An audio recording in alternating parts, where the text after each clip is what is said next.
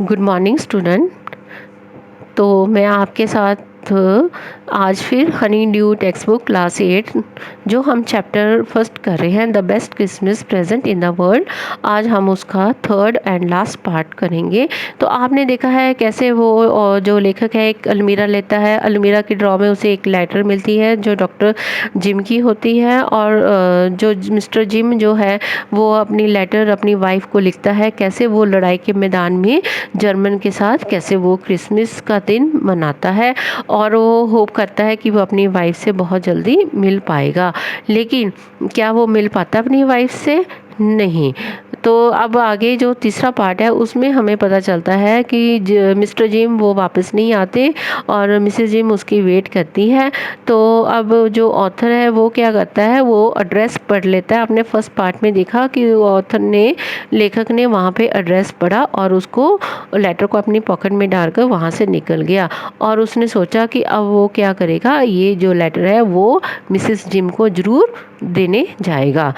I folded the letter again and slipped it carefully back into its envelope. I kept awake all night. उसने letter को बहुत अच्छी तरह से बंद करके उसके अपनी जेब उसको लिफाफे में डाल दिया, लेकिन वो जो लेखक था वो सारी रात सो नहीं पाया।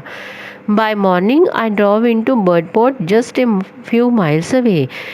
तो बर्डपोर्ट जो था जहाँ पे वो जो लेखक रहता है वहाँ से बहुत ही थोड़ी दूरी पर था। तो उसने क्या डिसाइड किया, क्या निर्णय किया कि वो ये लेटर मिसेस जिम को देने ज़रूर जाएगा। I asked a boy walking his dog where Copper Beeches was. तो जब वहाँ पे पहुँचा तो वहाँ पे एक लड़का अपने डॉग कुत्ते के साथ घूम रहा था। House number 12 turned out to be nothing but a burned out shell, the roof gaping, the windows boarded up. जब उसने हाउस नंबर 12 के बारे में पूछा तो तब उसने क्या देखा कि हाउस नंबर 12 को बहुत भयंकर सी आग लग चुकी है, जिससे वो बुरी तरह जल चुका था। तो उन्होंने क्या किया, और लेखक ने क्या किया, I knocked at the house next door and asked about of Mrs McPherson. तो जब देखा कि उनका घर बहुत बुरी तरह से जल रहा है तो लेखक ने उसके नेबर पड़ोसी के घर का दरवाज़ा खड़काकर पूछा कि क्या आप मिसेस मैकपर्सन के बारे में जानते हैं? तो उसके नेबर ने क्या बोला, पड़ोसी ने क्या बोला, a lovely old lady 101 years old. तो उसने बोला हाँ, वो प्यारी सी बूढ़ी औरत जो 101 साल की है। कितने ईयर्स की है? 101 ईयर्स की। She had been in the house when it caught fire. कहते कि जब उसके घर को आग लगी थी तो वो घर में थी। कि आग कैसे लगी? अब बच्चों आपको पता आग कैसे लगी? She use candles rather than electricity because she always thought electricity was too expensive. तो वो जो मिसिस बैक थी वो क्या करती थी, बिजली नहीं यूज़ करती थी। जैसे हम फ़ैन चलाते हैं, लाइट जलाते हैं, लेकिन उसे लगता था कि अगर बिजली यूज़ करेगी तो उसको बहुत सारा भारी बिल देना पड़ेगा। तो इसलिए वो क्या करती थी, वो कैंडल्स मोमबत्ती यूज़ करती थी। मोमबत्ती के कारण उसके घर में आग लग गई, उसको पता नहीं चला, उसको नींद आ गई और मोमबत्ती जो गिर गई और कर्टन पे और उसके घर में आग लग चुकी। The fireman had got her out just in time. तो उसके पड़ोसी ने बताया कि जो आग बुझाने वाले आए थे उन्होंने उसको घर से बाहर निकाला। She was in a nursing home now, he told Burlington House on the Dorchester Road on the other side of town. तो उसने बोला कि यहाँ के दूसरी तरफ सड़क पे एक डॉर्चेस्टर रोड है जहाँ पे एक हॉस्पिटल है, वहाँ पे उसको एडमिट करा दिया, उसको वहाँ पे जो है हॉस्पिटलाइज करा दिया गया। क्यों? क्योंकि उसके घर को आग लग गई थी। I found Burlington house nursing home easily enough. तो लेखक ने वो जो था हॉस्पिटल बहुत ही आसानी से उसको मिल गया। There were paper chains up in the hallway and lighted Christmas tree stood in the corner with the lopsided angel on the top. तो जब वो हॉस्पिटल में देखता है कि एक साइड की तरफ उन्होंने क्रिसमस ट्री को हैंग किया। पता है क्रिसमस ट्री जो उनका वो मेन फेस्टिवल है तो वहाँ पे वो उसको बहुत ही सुंदर तरीके से सजाया हुआ था। I said I was a friend come to visit Mrs McPherson to bring her a Christmas present. तो उसने लेखक ने बोला कि रिसेप्शनिस्ट पे गया और उसने बोला कि मैं मिसिस मैकपर्सन का ख़ास दोस्त हूँ, मैं उसके लिए एक क्रिसमस प्रेजेंट लेकर आया हूँ, उसके लिए गिफ्ट लेके आया हूँ। कौन सा क्रिसमस गिफ्ट लेकर आया है उसके लिए, वो क्या लेके आया है, उपहार लेकर आया है। I could see through into the dining room where everyone was wearing a paper hat and singing. तो उसने लेखक ने क्या देखा कि एक डाइनिंग रूम में सभी लोग वहाँ पे बैठे हैं जिन्होंने जो पेपर की टोपी बनी हुई है वो पहनी है और वो गाना गा रहे हैं। Mrs McPherson is not in with the others she told me. तो वहाँ की नर्स ने बताया कि यहाँ पे मिसिस मैकपर्सन आपको नहीं मिलेगी, वो दूसरी तरफ है।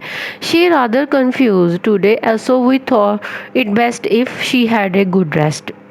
She has no family, you know, no one wished कि अब नर्स बता रही है कि हमें लग रहा है वो बहुत कंफ्यूज है और हमने सोचा है कि उसको अलग रूम में रखा जाए उसको जो है अच्छा सा आराम मिल पाए। तो वो नर्स जो है लेखक को बता रही है कि उसकी कोई फैमिली नहीं है, उसका कोई आगे पीछे नहीं है, ना ही उसे कोई मिलने के लिए आता है। So I am sure she will be only too pleased to see you. और वो नर्स कह रही है मुझे लग रहा है कि जब आपको वो देखेगी वो खुशी से फूला नहीं समाएगी। The old lady was sitting in a wheel chair, her hands folding in her lap. वो एक व्हील चेयर के ऊपर बैठी है और अपने दोनों हाथ उसने अपनी गोदी में रखे हुए हैं। लैप मीन्स गोदी। She had silver white hair pinned into a wispy बन।